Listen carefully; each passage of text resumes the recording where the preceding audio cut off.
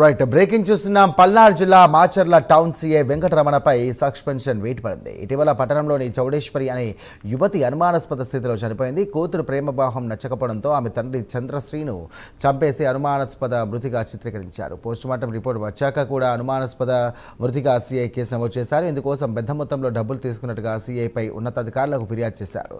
సీఐపై ఆరోపణలు నిజమని విచారణలో తేలడంతో సీఐపై చర్యలకు సిద్ధమై ఆదేశించారు. ఇక సీఐని సస్పెండ్ చేస్తూ కూడా ఉత్తర్వులు జారీ చేసే అధికారులు. గతంలో కూడా సీఐ వెంకటరమణ పలు అవినీతి ఆరోపణలు ఎదుర్కొన్నారు.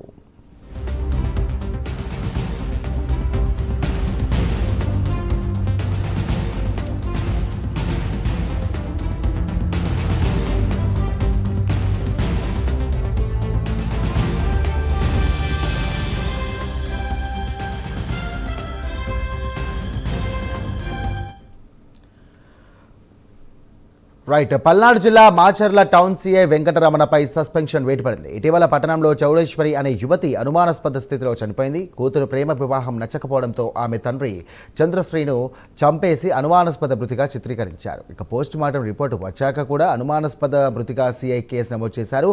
ఇందుకోసం పెద్ద మొత్తంలో కూడా డబ్బులు తీసుకున్నట్టుగా సీఐపై ఉన్నతాధికారులకు ఫిర్యాదు చేశారు.